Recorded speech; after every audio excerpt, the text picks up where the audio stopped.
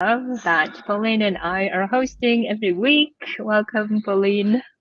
Thank you, Asel. Hello, everybody. Nice to be here. Yes.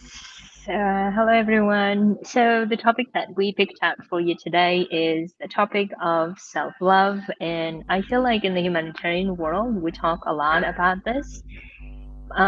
Yet, I'm wanting to talk about it from maybe a different perspective that we can somehow highlight today. So, the topic that I really want to explore about is um, oftentimes there's the myth that self-love means egoism or self-love means we're not caring about others. So that myth, I think we could clarify. The other one is what is actually self-love, and many times I think we interpreted it being like taking care of ourselves. And I really want to debunk that as well. I mean, taking care of is one aspect of it, but that's not it. According to my experience, anyway. This is what I would love for us to talk about, and the other one obviously is why lacking of it is a problem in seeking love, right? So this is essentially the topic. So let's start. Maybe that was the classic definition, or rather, a definition that you find helpful, Pauline, and I would love to share my experience, and then we go from there. What would you consider self-love? For me, self-love is pretty straightforward, is how you view yourself, how you see yourself, and how you treat yourself. So Mm, that includes what you started to mention that is more the self-care. You know, that maybe is the first thing that comes to mind if we are not used too much like, oh, self-love, like self-care, like a nice bubble bath. And this is part of it, I believe, but I think it's much bigger than that. And so maybe we go more yeah, into the detail. But so for me, it's really, yeah, how you see yourself, seeing yourself with love and treating yourself with love. That can go in different ways. amazing. Yeah, so for me, I would say self-love is accepting yourself without any conditions. Mm. And I find it so challenging as well to do that, but in the end, I think this is what it comes down to, accepting who you are currently, with or without success, whatever the thing that you're having in your life, whatever the thing that's happening, you are able to accept you and love you in whatever stage of your life. This is for me self-love. So in other words, it's more focused on you being rather than you having or doing. So this is how I would say it. So whenever I talk to my clients about it, oftentimes the argument I get, and I'm sure Pauline, you relate to this as well, is like, oh, you are all wanting us to become this egoistic people who don't care about others and just focus on ourselves and narcissistic and all kinds of stuff, right? So what would you answer to that argument? Yeah, I've had it like not so frequently, but sometimes when I encourage people to be really loving and accepting of Mm, themselves, they can be indeed this like hierarchy, like taking care, like either or. So it means that if I take care of yeah. myself, it means I don't take as much care as the other, or yeah, putting my and this is like another well, no, maybe I stay there and I will mention the other points later, but yes, indeed, this idea that self-love is selfishness, it's like Yeah, self-centeredness. Yeah. and, exactly. and my answer to that is like absolutely not, because you need, the more you take care of yourself, the more you keep your energy, and you also show, you embody, you model for other, like it's not either or, like there's enough love for everybody. It's not like you have to choose and right. And Yes, exactly. the more you're at peace and loving with yourself, the more you're going to be at peace and loving with others. Otherwise, resentment is a big risk. um, and I think part a big part for me of self-love, and I think it's interesting for humanitarian, is setting boundaries, is knowing your boundaries, setting and enforcing your boundaries, your limits when you are Yep. saying no. Yes. And it's very hard when you have challenges around self-love, around self-esteem, around self-worth, to say no. And Yep. this is like saying no to others, in fact, can be saying yes to yourself. and can be healthy Yeah. for you and can be healthy for others. But it's a big struggle for most of us, indeed. Yes, exactly. And the way that I would also say it is that self-love, if you don't have self-love, you are actually being egoistic. This is how I want to explain it. Oh, yeah. And and the reason is very simple, at least in my head, and let me try to explain it and see if it lands. So basically, when we are believing that we're selfish, we're egoistic, what we're really meaning that we don't want to be getting ahead at the at someone else's expense, or meaning making problems or harm for other people. So egoistic really means is when we make other people suffer at us being better or having some type of advantage, right? This is egoistic. And essentially, when we're lacking self love, what we tend to do is we tend to absorb not only our own resources but other people's as well, and therefore we're actually making harm. And one of the ways that, like, there could be many examples to look at it, but one of the ways that I've seen oftentimes in the workplace is that if we're not really loving ourselves and being generous and kind to ourselves, we tend to be very angry or emotional and trying to get it out to other people, or even having this passive aggressiveness of, well, you should know better, or you should have done this better, or whatever the way that we show up is actually when we're lacking that self love. And because we are lacking that, we don't have any patience, we don't have any understanding for other people. And that's actually, in my head, is egoistic, when we are not only harming ourselves in that moment, we're also harming other people, or influencing other people and triggering something in other people as well, especially if we're in very managerial roles. This could influence so much the atmosphere, the environment, the working place, and all of this. So that's why I would argue that self-love is actually selfless, or how should I say, self love is actually not egoistic, and not having it is egoistic, if it makes Hmm. sense. I hope that I was able to explain it, but if you need more explanation, you let me know. But this is how I have really found this to be true, is that if I'm lacking that love, then it means that I am not able to show up in the workplace the way that I want to, and therefore I may trigger things and emotions in other people. Um, I hope that, Pauline, you can hear me. I know that you said your internet might be a bit weak. Um, hello, hello. Sorry, everyone. We are trying our best with our internet. Yes, you're I'm back. back. Sorry. Yes. No problem. So anyway, you gave me time to explain things about the egoistic selfishness versus self-love. So maybe what we could turn to talk about as well is the next topic of why we believe that self-love is important in seeking love relationships, right? And why it could be a problematic if we don't have it. What would you say to that, Pauline? Yeah, well, self love or a limited sense of self worth, for me, Mm, is probably the number one block in creating healthy, loving relationships. And I would say that most of us struggle with that. And for some people, it's very obvious. Like some people say, like, I don't like being with myself. I'm judging myself a lot. I don't love myself. So few people would actually be are aware of that. And for most of us, other people, it's much more subtle.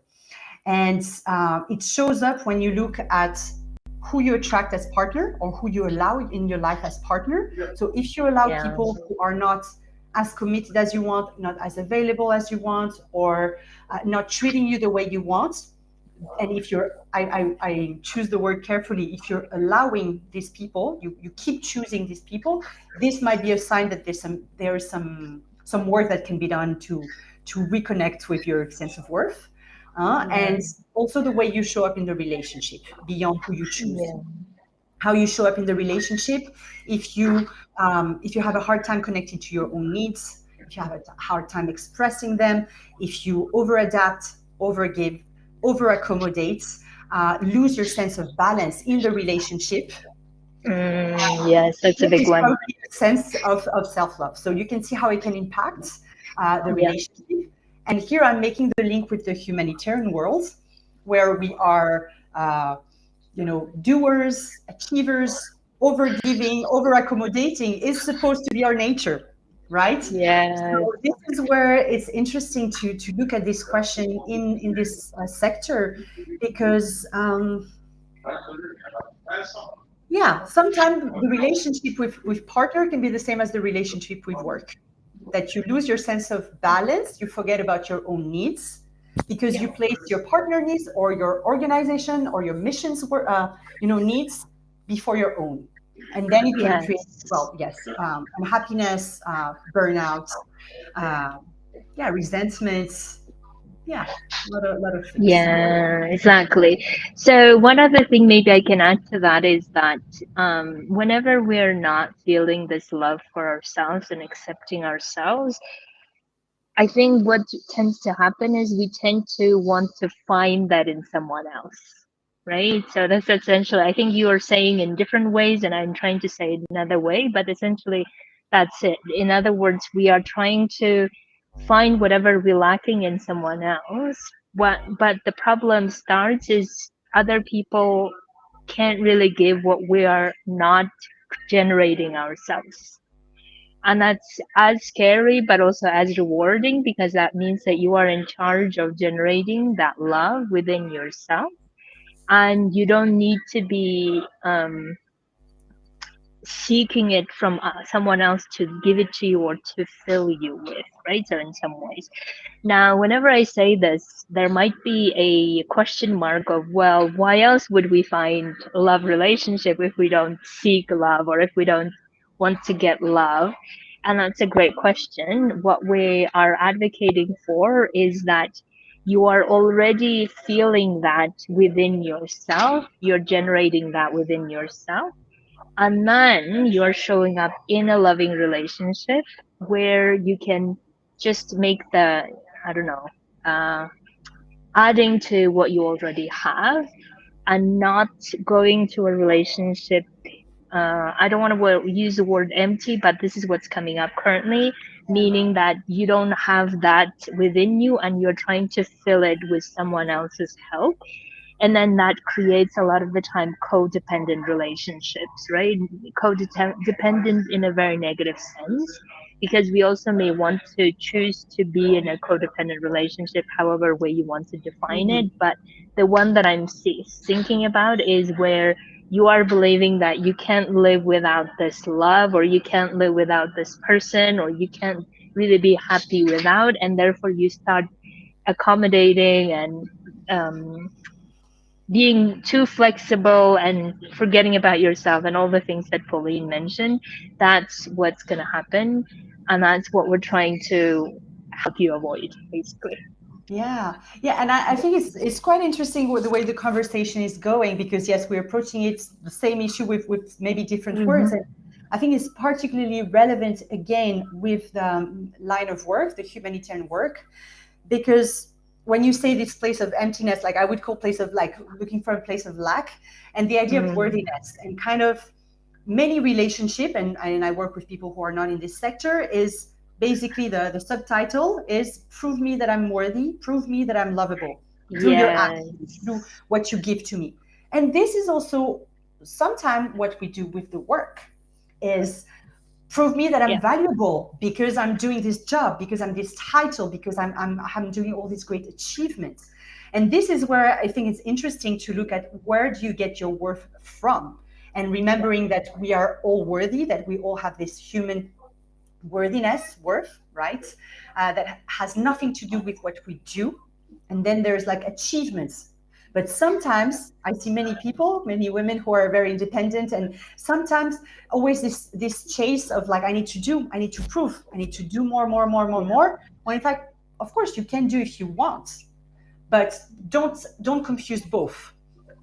Find, like, there is work to be to do, to find this inner balance, this inner worthiness that has nothing to do with you doing, right? Yes, exactly. I love that.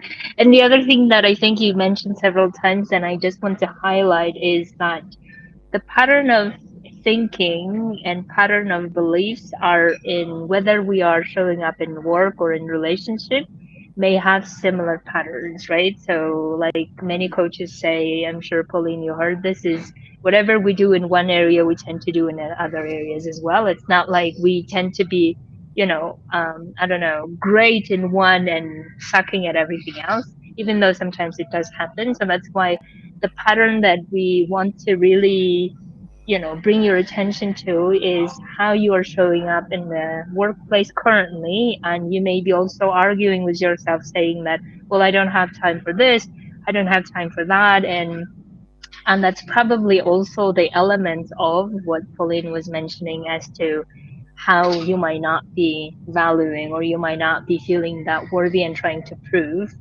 and therefore you are believing that you can only do one thing and not anything else.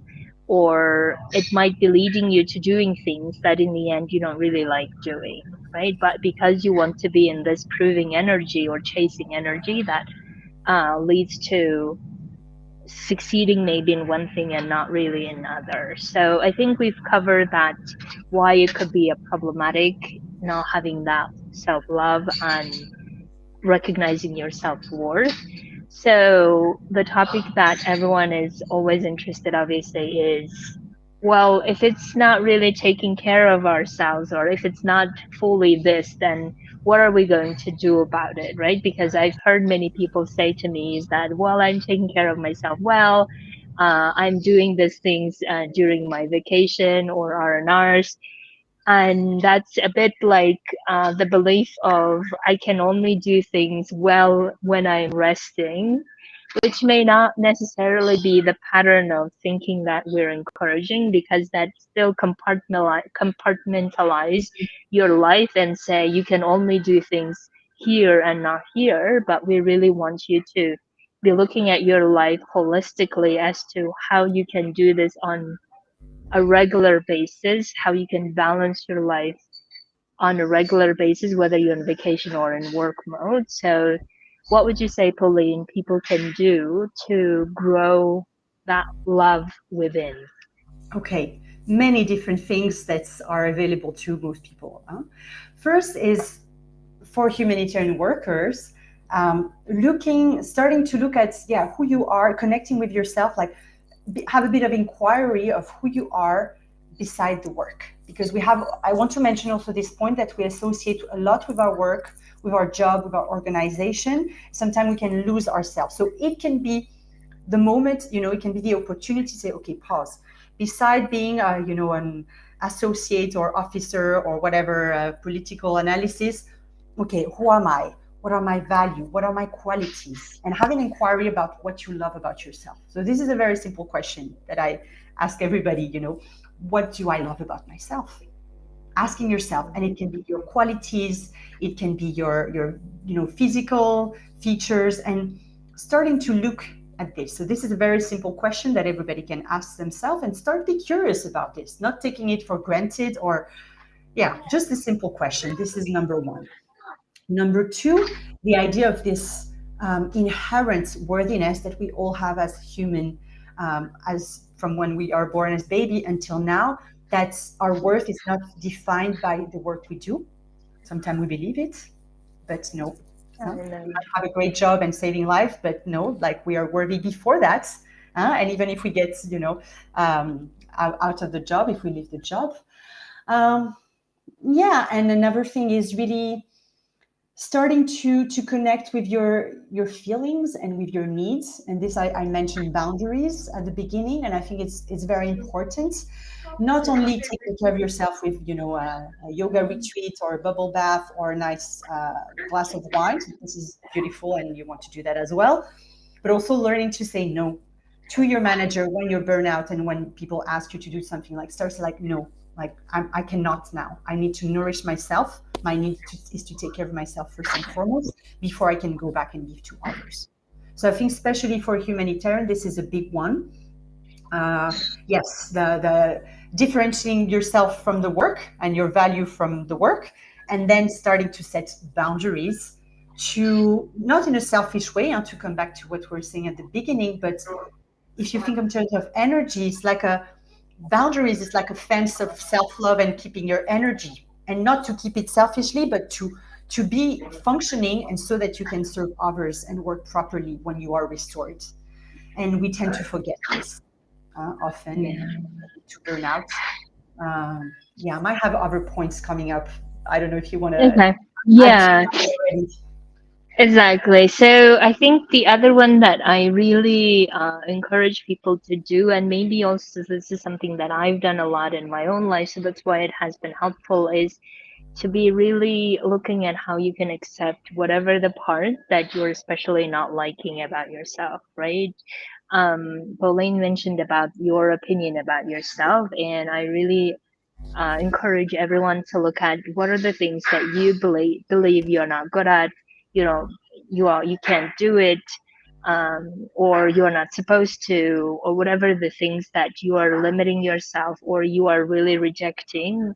And the way that you know how you might be rejecting is you tend to judge a lot, right? You tend to judge other people. This is also how you notice that whenever you're judging other people is essentially you are judging something about yourself as well. So that's why whatever you are judging about someone else, like, oh, this boss sucks, or this colleague is not the way I want them to be, or whatever it is, that these are the elements of how we are trying to refuse and reject someone else. So look at yourself and how you might be doing that, and how you might try to accept that. And this is, for me, has been the most difficult yet also rewarding part of my journey. I think I told you as well that I tend to reject pretty much everything about myself at some point, and I've gone through that journey. But whenever I have done it, I have experienced a deep sense of calmness,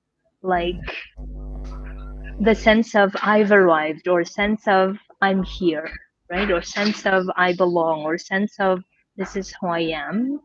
And that had to happen only after accepting it and not before. It felt like as if I had lots of noise around me. And as soon as I cleared those noises, and then it's like, oh, it's me now, Mm, right? So that's why I really want people to realize that you can do that, whether you are, successful in whatever you do, or you're not successful in whatever you do, whatever the stage you are in, the life you're in, accepting of who you are, and also the physical aspects, the body and everything. So this is, I think, the highest priority, I would say, to experience love. And then once you do that, you also realize that there are lots of things no need to fight for or chase after or prove. And this is, I think, something that you will realize on your own. Like, you will have this sense of, if I'm not supposed to do this and this, if I'm not supposed to be this perfect human being, if I'm not supposed to be working 24/7, or if I'm not supposed to be this hero humanitarian, then it can just be who I am, and worthy no matter what, right? So I think these are the realizations that I really truly hope everyone experiences. And it might happen that sometimes we forget that. And especially we may forget it in difficult situations, or we may forget when someone told something to us and then we interpreted it, internalized it, right? So that's why it's important that you practice it, because this is another set of opinions about yourself that you may not be familiar with, or you are not used to it.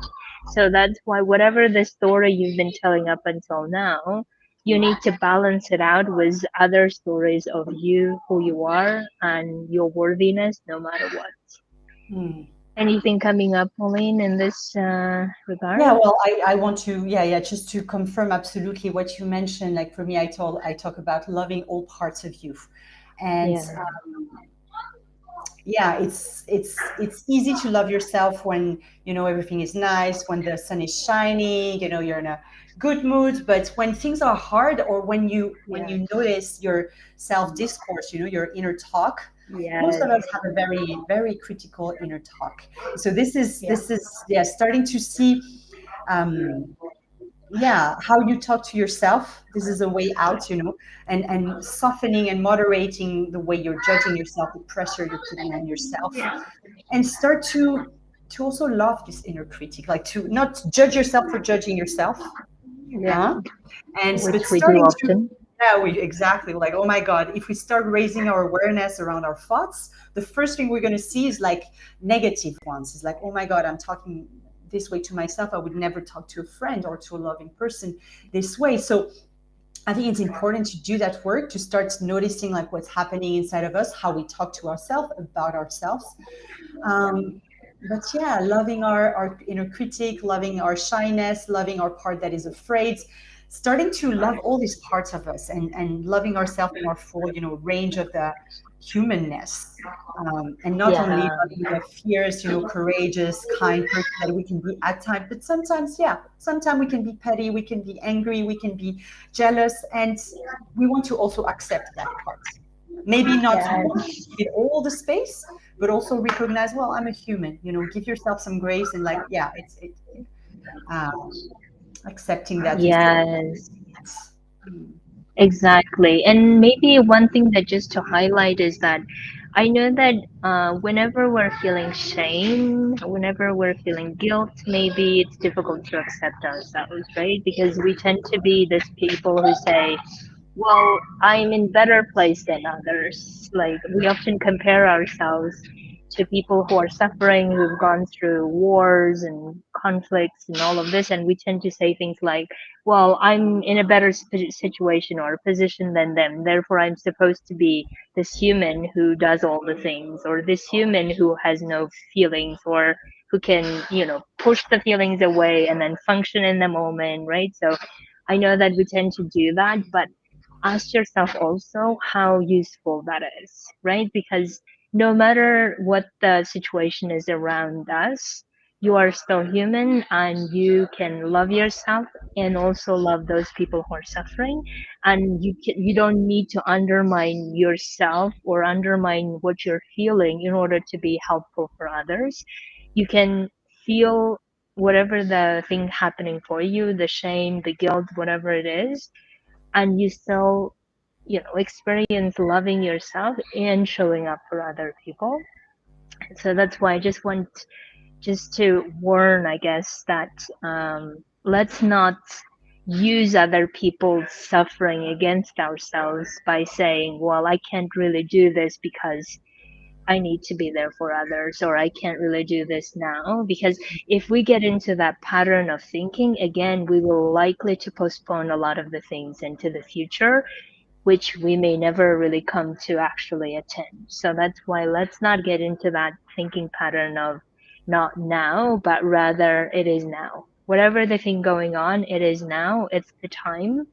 You can love yourself. You can also be experiencing all of those emotions and showing up for other people. And it's actually a human way to do rather than numbing ourselves and then believing that we will take care of it later, because later may be also late.